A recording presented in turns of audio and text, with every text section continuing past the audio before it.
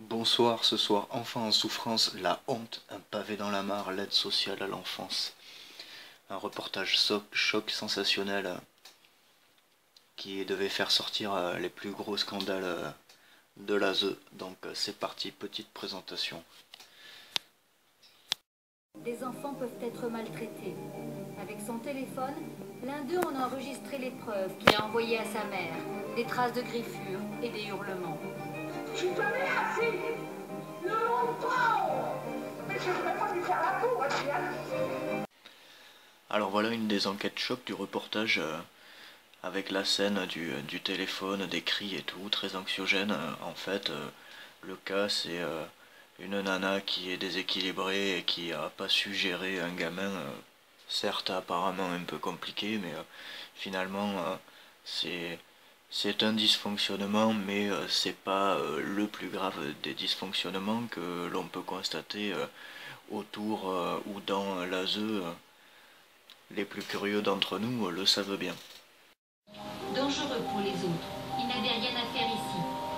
Les jeunes, livrés à eux-mêmes, avaient des relations sexuelles. Ici, la sexualité est complètement banalisée.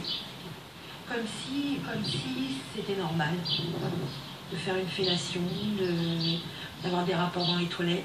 On a surpris des enfants en train de se filmer, dans des positions équivoques. Ça faisait rire tout le monde, en train de se masturber. Les adolescents avaient pris le pouvoir. Les adolescents avaient pris le pouvoir, donc voilà, là il n'y a aucune maltraitance de la part d'aucun adulte sur aucun enfant, aucun réseau. Non, non, ce sont les enfants, éventuellement quand c'est sexuel, ce sont les enfants entre eux. Bon, c'est malsain aussi, hein, on peut penser, mais un arbre peut cacher une forêt. Savait depuis longtemps que l'homme buvait. On disait prudemment qu'il avait des problèmes de santé récurrents. Tous les rapports nous le disaient qu'il y avait des problèmes d'alcool. Les emails le disent de partout. Oui, j'avais fait part de mes doutes sur les capacités de Monsieur Moineau avec les problèmes d'alcool déjà repérés depuis longtemps.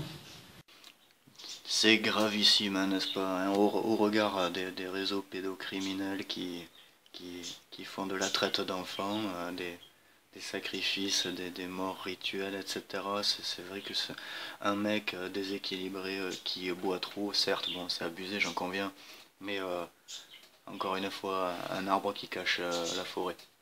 Il travaillait que Fabrice avait été obligé de se défendre face à un adolescent qui lui portait des coups. Sa hiérarchie a considéré qu'il avait fait une faute. Elle a menacé de le licencier pour finalement le muter. Une humiliation terrible pour cet éducateur qui ne comptait jamais ses heures auprès des enfants.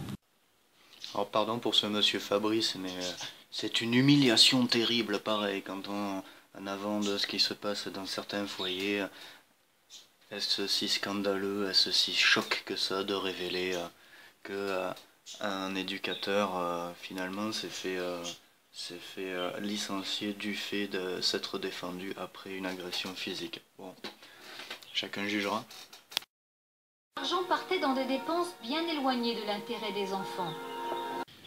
Ah, pareil, un énorme scandale, alors des centaines de milliers d'euros, de millions d'euros, est-ce que ça c'est réellement scandaleux à comparer des disparitions, maltraitance physique et autres témoignages que l'on peut voir ça et là sur les foyers de l'ASE.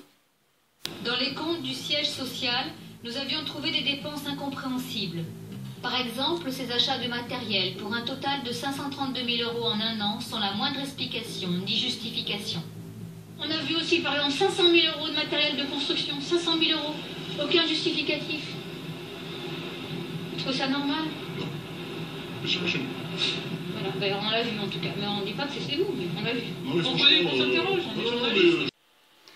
Alors là, vous venez de voir la pseudo-journaliste d'investigation qui devient véhémente et a posé un peu, soi-disant, des questions incisives. Là, le spectateur lambda, il croit voir une enquête menée de façon ferme. Alors il se trouve qu'on parle de quelques centaines de milliers d'euros et faut savoir que l'enquête, elle a duré quand même 2 ans, à 2 au moins. Les deux journalistes n'en ont retiré là que de plus scandaleux, quelques affaires sordides et quelques euros par-ci par-là de détournés. Est-ce vraiment le plus scandaleux qui se passe dans les foyers de l'ASE aujourd'hui? Il était embauché comme homme d'entretien et surveillant de nuit. D'après ses aveux, dès 2008, il avait commencé ses pratiques. Masturbation, sodomie, fellation sur des enfants qui se sont tus sous ses menaces pendant au moins 2 ans. Nous avons eu au téléphone le directeur de l'époque. Il nie qu'il ait su que le gardien emmenait des enfants chez lui. Alors pardon pour les victimes de ce mec là, monsieur Falala, mais pareil, c'est un arbre qui cache la forêt. Encore une fois, on nous sort le fameux psychopathe isolé, sexuellement déséquilibré, quoi. 40% des SDF sortent de l'ASE. Des anciens de l'ASE remplissent les prisons et les services psychiatriques. Une des pires hontes de notre République. Alors là, je vous ferai remarquer le ton solennel, mélancolique, à la fois ferme, à la fois dégoûté, la honte de notre République. Donc voilà, l'arbre qui cache la forêt, c'est ça. On a parlé de un psychopathe pervers isolé, on a parlé de quelques gamins, faudrait savoir pourquoi, mais de quelques gamins qui se filmaient entre eux sur des choses sexuelles. On a un mec qui buvait trop, on a, voilà, c'est ça le plus scandaleux dans l'ASE. Mais bien sûr, merci France 5. Une des pires hontes de notre République.